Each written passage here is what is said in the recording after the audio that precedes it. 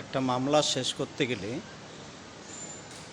বিশেষ করে হয়তো 1 থেকে 2 মাস লাগতে পারে।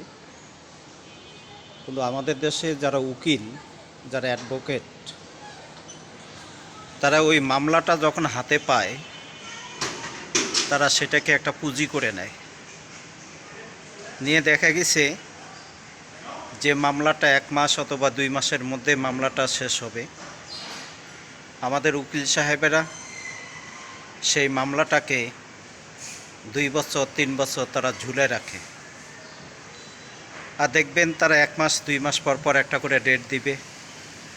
আর ওই তারিখে যখন যাবেন তখন তারা বলতে থাকে কয় সাহেব নাই, বিচারক নাই, জজ সাহেব নাই, ম্যাজিস্ট্রেট নাই। আসলে সবে আছে, কিন্তু আসলে তারা এই মামলার থেকে যে তারা পুঁজি করার চেষ্টা করতেছে, যে তাদের পুঁজি কিভাবে সুন্দর করতে হবে, পুঁজি কিভাবে বানাইতে হবে। কিন্তু একজন অ্যাডভোকেট সাহেব তিনি যদি চিন্তা করেন, তিনি যদি সে মন দিয়ে যদি বলেন যে এই মামলাটা আমি এই তারিখের মধ্যে শেষ করে দেব, তাহলে সেই মামলাটা ওই তারিখের মধ্যে শেষ হয়ে যায়। কিন্তু এখন হলো যদি ওই তারিখের মধ্যে যদি তারা মামলাটা যদি শেষ যদি করে, তাহলে উকিল সাহেবের পকেটে আর কোনো টাকা ঢুকছে না। তাই বলি আবার সব উকিল না, উকিলের মধ্যে ভালো আছে, মন্দ আছে। যারা ভালো উকিল তারা দেখবেন চিন্তা করে যে আমার এত হারাম পয়সার দরকার নাই, মামলাটা যত তাড়াতাড়ি এটাকে শেষ করে দেওয়া যায় ওনার জন্য ভালো।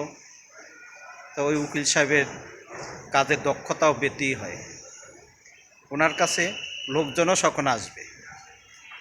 আর যারা খাই উকিল আছে, যে শুধু টাকা চাই টাকা চাই টাকা চাই, তো এইসব উকিলদের কাছে যখন আপনি যে কোনো মামলা নিয়ে যখন যাবেন, আপনি জেনে রাখবেন আপনার সেই মামলার থেকে আপনাকে ভিখারি না বানা পর্যন্ত আপনার মামলা আর শেষ হবে না।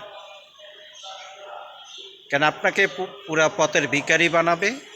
তারপরে যখন আপনি মরে গেলেন, এরপরে উকিল সাহেব এসে বলবে আপনার মামলা শেষ, মামলা আপনার খালাস হয়ে গেছে। আমি আমার উকিল ভাইদেরকে আমি বলবো যে কোনো সময় মানুষকে এইভাবে আপনি দুনিয়াতে আপনি হয়রানি করলেন, যে মামলাটা 1 মাস অথবা 2 মাসের মধ্যে শেষ করা যায়, সেই মামলাটা আপনি বছর কা বছর নিলেন। এটা আপনি দুনিয়াতে আপনি সেটা করলেন, কিন্তু আখেরাতে কিন্তু আল্লাহর কাছে আপনি কি জবাব দিবেন? আল্লাহ যেদিন আপনাকে জিজ্ঞাসা করবে, সেদিন তো আল্লাহর কাছে উত্তর দেওয়ার মতো আপনাদের কোনো ক্ষমতাও থাকবে না, কোনো ক্যাপাসিটিও থাকবে না।